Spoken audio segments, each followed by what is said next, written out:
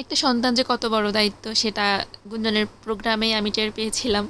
একটা সন্তানকে ঘিরে যে তার মা বাবার কত স্বপ্ন থাকে। তো গুঞ্জনের জন্মদিন নিয়ে আমি অনেক বেশি টেনশনে ছিলাম। প্রায় একটা মাস ধরে তার বাবার আমি প্ল্যান করতেছিলাম যে কিভাবে কি করব। আর আমার আর গুঞ্জনের বাবার ইচ্ছা ছিল, যেহেতু মেয়ের প্রথম বছরের জন্মদিন, সবাইকে বলা হবে যাতে করে সবাই এসে আমাদের মেয়েকে আশীর্বাদ করেন। তো আমাদের গেস্ট লিস্ট ছিল 40 জনের মতো, ওইখানে এসেছিল 35 জন। তো সবাইকে আপ্যায়ন করা, সব কিছু ভালোভাবে রেডি করা, এটা একটু আমার কাছে মানে ভয় ভয় কাজ করতেছিল যে কিভাবে আমি সব কিছু ম্যানেজ করব। সবাই মিলে যে প্রোগ্রামে হাতে হাত লাগিয়েছিল, সবাই গুঞ্জনকে ভালোবেসে সব কিছু ম্যানেজ করে দিয়েছিল, এই বিষয়টা আমার কাছে অনেক বেশি ভালো লেগেছিল। তো এখানে যাদের কথা বলতেই হবে, এরা হচ্ছে বড়দা মানে গুঞ্জনের জেঠু, গুঞ্জনের বাবা, গুঞ্জনের ছোট পিসি, গুঞ্জনের পিসা। ওনারা না থাকলে যে কি হতোই প্রোগ্রামের, আসলে আমি বলে বোঝাতে পারবো না। মেন বলতে হবে দিদির কথা, গুঞ্জনের পিসির কথা। গুঞ্জনের পিসি না থাকলে তো আমি জাস্ট একা হয়ে যেতাম, আমার দ্বারা আসলে কিছু সম্ভব হতো না। গুঞ্জনের এই প্রোগ্রামে সব রান্নাবান্নার দায়িত্ব ছিল দিদি, আর ওনার রান্নাবান্নার প্রশংসায় সবাই পঞ্চমুখ ছিলেন। আর আমিও বলবো অনেক বেশি ভালো হয়েছিল। সবাই অনেক কষ্ট করেছিল গুঞ্জনের জন্য।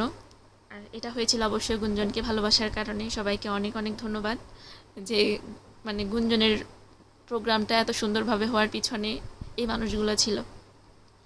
তো মানে প্রোগ্রামের দিন, তার আগের দিন আমরা অনেক বেশি কষ্ট করেছিলাম সবাই মিলে।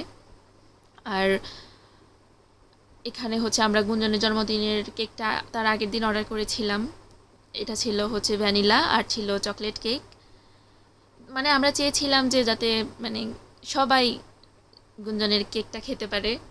আর এটা নিয়ে আমি অনেক বেশি বারবার বলেছিলাম যাতে কেউ যাতে কেক না ছাড়া যায়, সবাই যাতে গুঞ্জনের জন্মদিনের কেকটা খায়।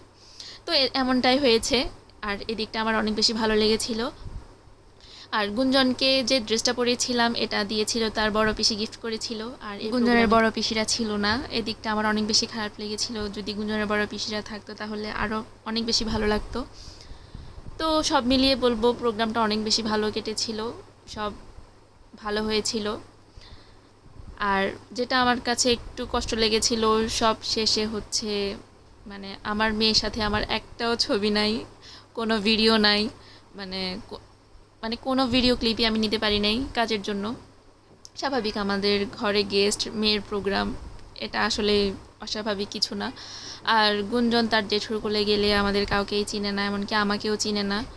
তো ওই দিকটা আমার একটু কষ্ট লেগেছিল যে মেয়ের প্রোগ্রাম আর মেয়ের সাথে আমার কোনো ছবি নেই।